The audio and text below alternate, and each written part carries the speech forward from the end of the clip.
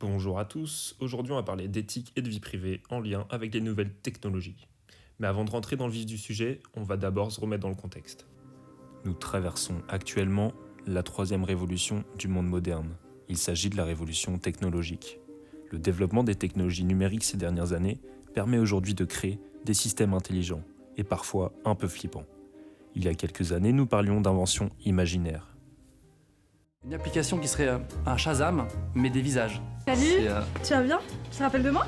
Oui, Ouais. c'est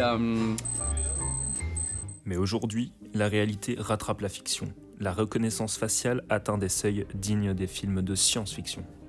Et si cela est possible, c'est grâce aux intelligences artificielles. Une intelligence artificielle est un concept plutôt simple à la base. On peut prendre par exemple un simple jeu du morpion. Celle-ci va seulement devoir prendre une décision parmi 8 cas possibles. Elle aura donc simplement à choisir le cas qui lui donne le plus de chances de gagner, ou alors d'égaliser. Imaginons maintenant qu'on souhaite faire trouver Charlie à notre intelligence artificielle. Celle vue précédemment en sera incapable, elle verra l'image simplement comme une suite de nombres. C'est ainsi qu'entre en jeu le machine learning. Grâce au machine learning, on va en fait donner la capacité d'apprendre à notre machine, en lui fournissant des milliers d'images de Charlie. Celle-ci sera donc par la suite capable de le retrouver sur une image différente. Mais le machine learning n'est pas le plus haut niveau d'intelligence technologique que l'humain ait réussi à créer. On parle alors de deep learning. Quand on parle de deep learning, on parle de réseau de neurones.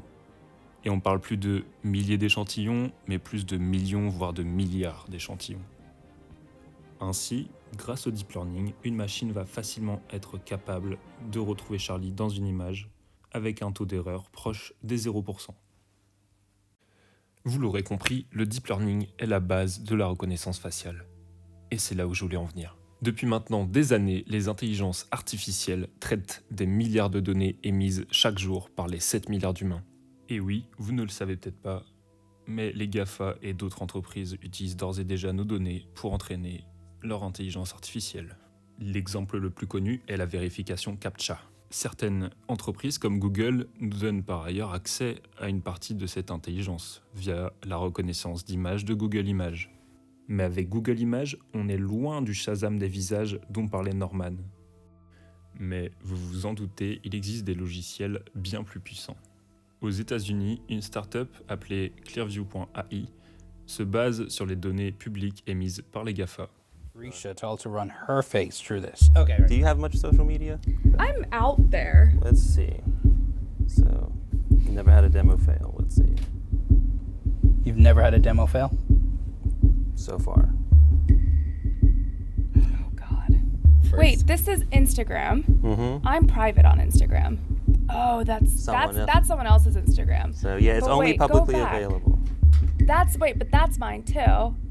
That's maybe you were public for a while? We only I was take, public at one point and then I went private. so, you know, those can... So if I go public, and that's my Instagram too, and I'm private now, but I was public at one point.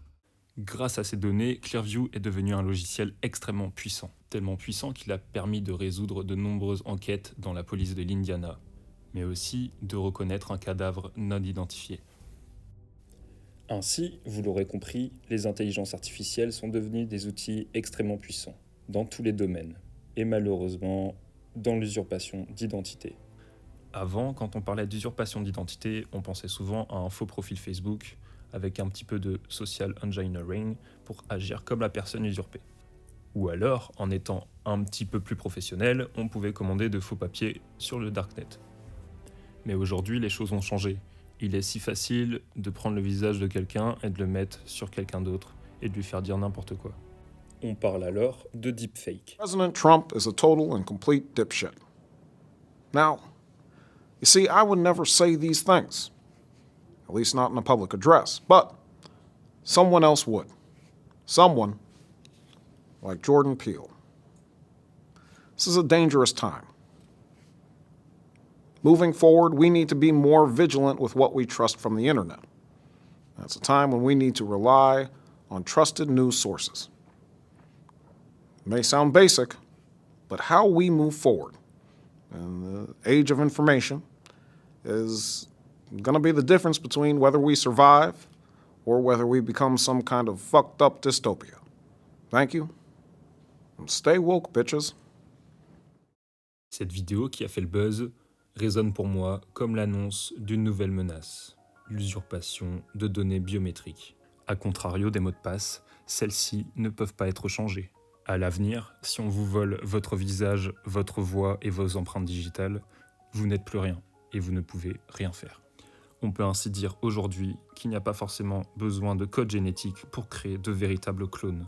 Et la question de l'éthique dans tout ça. Assiste-t-on à la mort de l'anonymat ?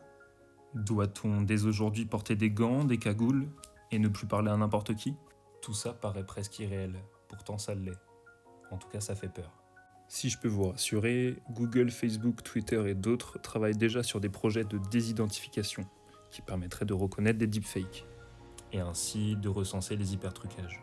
D'ailleurs, Facebook a l'année dernière réussi à réunir 10 millions de dollars pour créer ce qu'ils appellent le Deepfake Challenge Detection.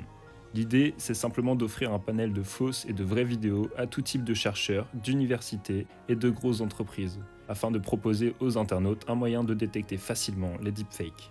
Un autre moyen de se protéger de ce genre de menaces est de mettre en place des lois. La France n'est pas encore protégée. La Chine, quant à elle, a déjà commencé à créer des lois pour sanctionner les créateurs de deepfakes. On peut d'ailleurs rappeler la loi du 6 janvier 1978 relative à l'informatique, aux fichiers et aux libertés, qui dit « L'informatique doit être au service de chaque citoyen. Elle ne doit porter atteinte ni à l'identité humaine, ni aux droits de l'homme, ni à la vie privée, ni aux libertés individuelles ou publiques. » Ce qui est assez drôle, voire même bizarre, c'est qu'on crée des nouvelles technologies et en même temps des solutions qui permettent de les contrer. 2 conseils que je peux vous donner pour ne pas vous faire avoir, c'est de toujours remettre en question ce que vous voyez et de rester à l'actualité des nouvelles technologies. Merci de votre écoute.